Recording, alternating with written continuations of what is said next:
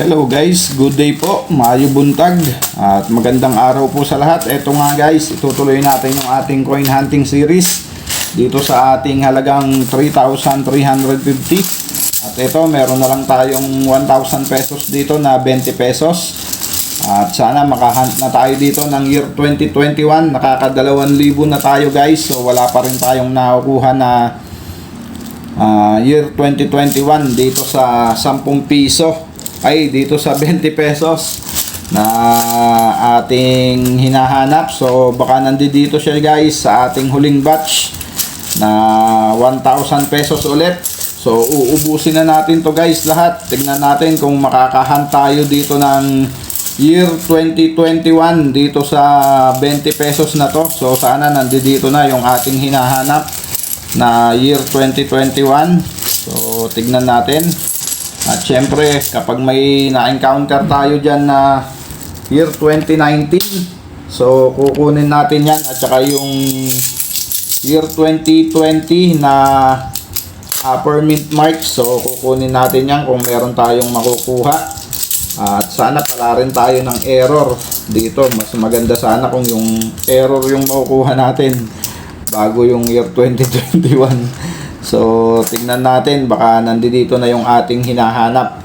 So, ayan, nahati na natin siya guys sa dalawang batch. So, sana nandito na yung ating hinahanap na year 2021 na 20 pesos. So, meron na yan guys. So, comment down below kung meron na kayo o kung ilan piraso yung hawak nyo. So, tayo guys, patuloy pa rin tayong nag-hunt.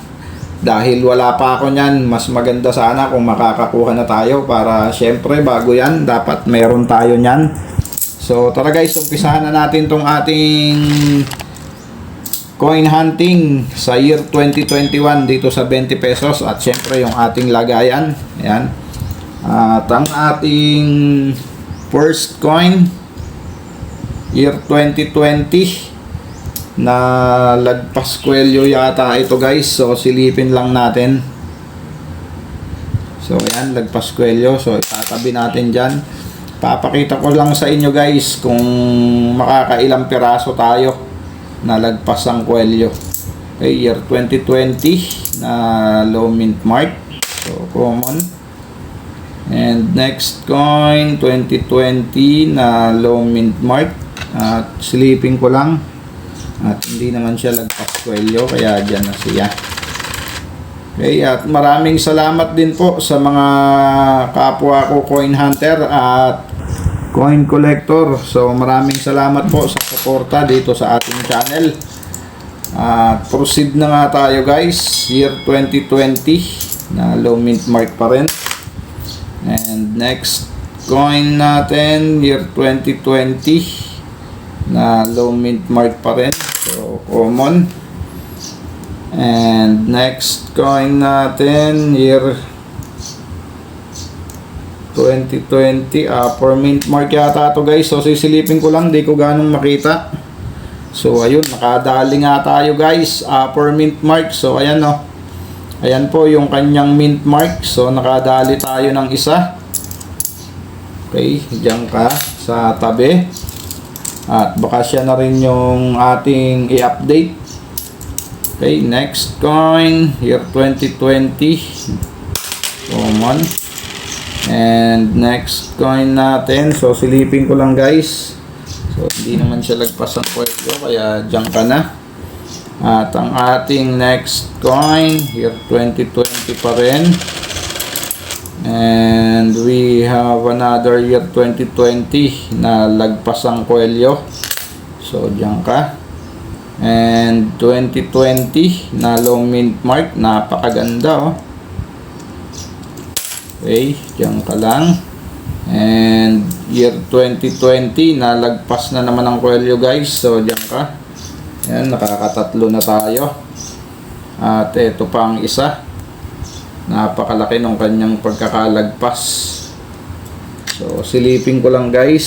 So, ayan, year 2020. At hindi lang yung kwelyo ang lagpas, pati dito sa gilid guys. Oh. Ayan, hanggang dito. So, ayan. Medyo nangangati lang ako guys. Okay, proceed na tayo. Ang next coin natin, year 2020. Year 2020 pa rin. And next coin, year 2020, common at napakaganda oh. So napakaganda nito guys, baka ito na yung ating hinahanap. So kalalabas lang niyon, kaya mga ganito talaga kagaganda yon. At tignan natin. Year 2020 pa rin guys. So wala pa rin.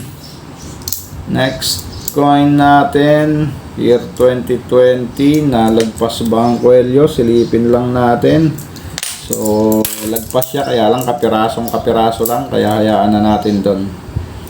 Okay, ang next coin natin 2020 pa rin, na upper mint ay na low mint mark. Next coin, so 2020, at ito ay silipin natin. So lagpas ang kwelyo niya guys, so diyan ka.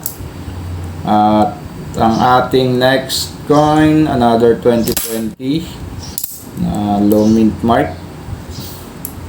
At ang ating next coin 2020 pa rin na low mint mark. At ito pa ang isa. At ang ating last coin guys, so ano na nangyari dito? Madumi lang. Year 2020 na low mint mark. At bokya pa rin tayo guys sa ating hinahanap na year 2021. So subukan natin dito sa ating last batch. So sana nandito ka na para magkaroon na tayo kahit isang piraso lang. Titignan natin sa mga susunod pa nating coin hunting kung makakahunt tayo. So ito ang ating second batch guys. So tignan natin, baka nandito na. Pero syempre bago tayo mag-umpisa dito, baka hindi ka pa po nakasubscribe sa ating channel. So pasuyo na po ng subscribe button dyan guys. At yung notification bell po, wag mong kakalimutan para updated ka po sa mga coin hunting series natin at coin update na ginagawa dito sa ating channel. So ayan. At ang ating first coin dito sa ating second batch guys, usual 2020 na low mint mark. At ang ating next coin, another 2020 na low mint mark pa rin. At ang ating next coin, so ito lagpas ang kwelyo ba? So silipin lang natin. At malaki yung kanyang lagpas kwelyo, diyan ka. Year 2020 yon na low mint mark. At ito ay low mint mark pa rin na year 2020. And next coin, year 2020 na low mint mark. At lagpas din ang kanyang kwelyo guys. So diyan ka. At ang ating next coin, another year 2020. So common. At ang ating next coin 2020 pa rin na low mint mark. So wala. And another 2020 common. And another one, year 2020 na low mint mark. So wala pa rin. At ito ay silipin lang natin to guys. Wala namang ganong special sa kanya guys. So hayaan na natin dyan yan. At ang ating next coin, another 2020. At ito pang isa na napakaganda, year 2020 na low mint mark. So dyan ka na. At year 2020 ulit. So common. Next coin, so silipin ko lang to guys. So ayan, lagpas ang kanyang kwelyo, year 2020 na low mint mark. At ito pa ang isa, silipin natin. At hindi pala, kala ko lagpas ang kwelyo niya. So wala. Next coin, year 2020 na hindi naman lagpas ang kwelyo. So, ang ating next coin, 2020 pa rin, common. And we have another year 2020 na low mint mark. So, upper mint mark, nakakuha na tayo ng isa. Kahit papano, nakakuha tayo. At hindi na masama yung ating nahunt dito sa 3,000 na 20 pesos. So, ayan. Next coin. At ayan nga, lagpas ang kanyang kwelyo. Sadyang ka. At next coin, year 2020. Common. At ang ating next coin, another 2020 na low mint mark.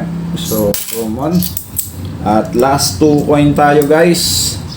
So, tignan natin to kung ano to, year 2020 pa rin na low mint mark. So, diyan ka. At ang ating last coin, dito sa halagang 3,000 na tigbe-20 guys.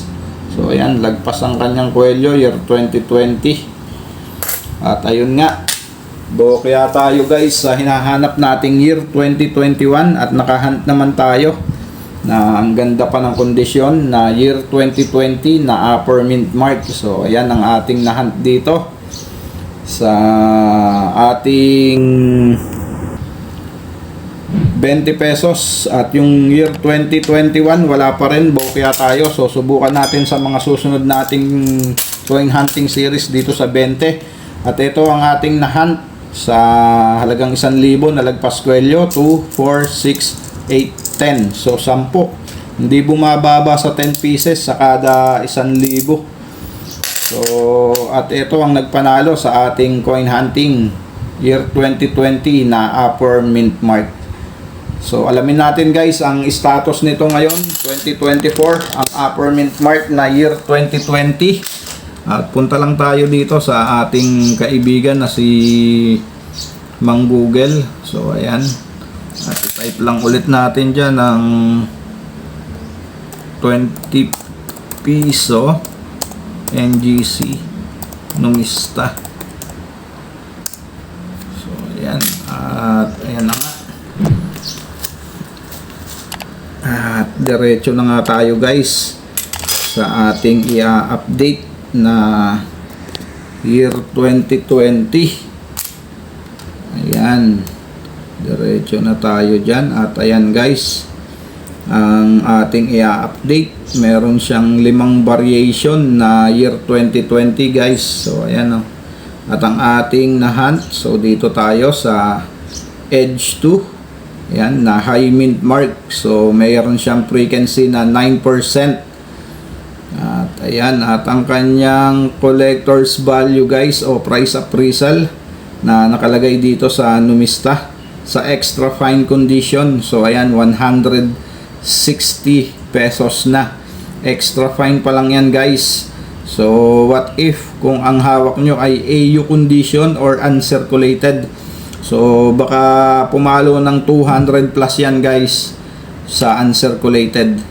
So ayan ang kanyang status ngayong 2024 sa extra fine condition, 160 at 9% na frequency. So 9% guys, masasabi natin na medyo malaki din yan. At sa kanyang frequency, pwede natin siyang tawagin na common dahil ang laki ng 9% guys. Pero hindi na masama kung may hawak kayong uncirculated condition or AU condition. So ayan, sa extra fine condition pa lang meron na siyang 160 pesos. At siya yung pangalawa sa Numista na may record na pinakamataas, 160 pesos. So ayan, yung 2019 na nahunt din natin, meron siyang 190 sa uncirculated. So ayan, yun yung pinaka mahal sa Numista na naka-record sa 20 pesos. At pangalawa nga itong year 2020 na upper mint mark. So ayan guys, maraming salamat po sa mga sumama dito sa ating coin hunting. Keep safe always and God bless.